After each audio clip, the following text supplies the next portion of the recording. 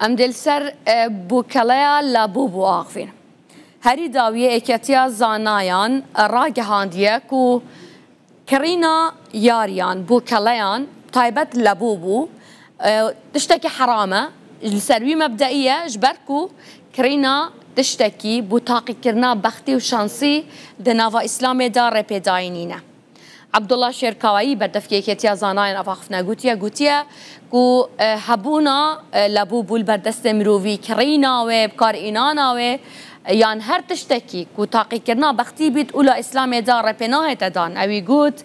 اف بوك وكا تاقي كرنا شانسي وبخت جرتنيا جبروي باش نينا كو خلق هرما كردستان بكرن جوجي كونكا بهايوي جلك يجرانا دبيتا استغلال كرنا هم ولاتيان جوجينها برسك اگر هبيتن نهاروشا كردستان تايبتا بموچي موچا باشكتيا يكيتيا زانايان بو چيل سر اويت اغفن اگر اوه پرسيارا خلقي بيتن او يبخو قود بر پرسیاریتی وانا کل سر هر تشتکی باغون کارتی کرنل سر خلکی و مالباتی و خیزانه بکد جبر ویجی بر سوا و پرسیاری دن آیا لبوبو یا حرامه یا نه جبر که هندک دبیجن جه روح خراب هاتیه چکرن یانجی دهندک افسانه آندا وکه خرابی هاتیه نشان کرن لوی گود سر مسئله تاقی کرنا بختی و شانسی و گرانیا بهایوه نابید خلیل بکرن اوی که لبازارکانی هرمی کردستان ولد جیهانی جدا بوکالیک بلا بویتو بناوی بوکالی لابوبو او بوکالا بازرگانی چی چینی برهمی هنایا و اکتریشی امریکی بکاری هنایا استا بویتا ترندی سوشیال میدیا و خواستی کرنی زور لسره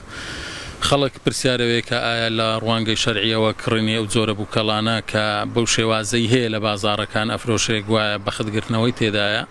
و زورک لیانسیبی تیدایا بو پی بوکلکا حفت رنگا اگر رنگ کان هر یک تعبیر چی هست و رنگ رصاصی دربتی او رنگ رصاصیات تعبیر لوی که بختک باش و بختک سپی و بختک برو کرانه و یعنی بخت گرت نوا لوی هر شتیک نکتن ها بوکلیا اگر بخت گرت نوی تدابی وهروها یا نصیب بلا کرنو فروشتن دا او جورشتانه لعینی پیروز اسلام دار رگه پیدراونیا هرچند زانانی یان اوانی لبواری درونی ایشکن قسیان لسر او بوکالای کردیه کشیوی بوکالکا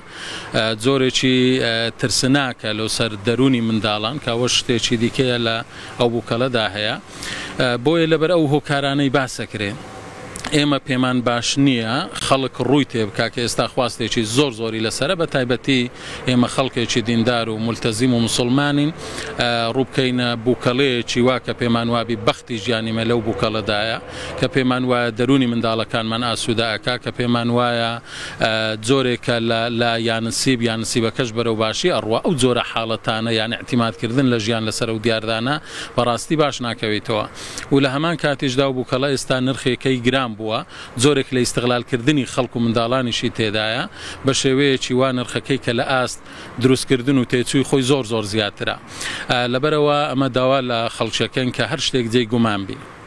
و هر شتێک کە بزانین وەکو پێویست نییە بۆ منداڵانمان لی دوورکەوینەوە دەیان گەمەیتر هەیە دەیان شتیتر هەیە وەکو پێویست لۆ منداڵان بڵاوی بکەینەوە و ڕەنگە لە سوشیال میدیا پرسیارێکیش بۆ ڕژێندرێ باشە یەکێتی زانایان بۆ قسە لەسەر بابەتێکی وا ئەکا لە کاتێکدا بارودۆخی کوردستان ڕەنگە بارودۆخێکی تایبەت بێ بە تایبەت دواکرد کەوتنی موچە ئێمە دەڵێن هەر شتێک کە ببیتە هۆکار لۆ تێکچوونی باری دەرونی منداڵانمان و پەروەردەی منداڵانمان و ناو خێزانەکانمان و شتێک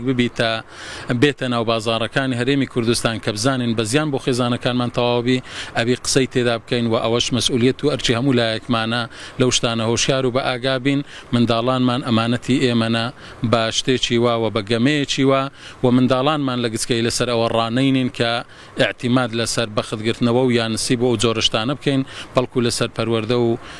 پەروەردەیەکی ڕەسەن ڕایان بینین لۆ ئەوەی اعتیماد لەسەر خۆیان بکەن و بە هەنگاوەکانی خۆیان ژیانی خۆیان بنیاد بنێ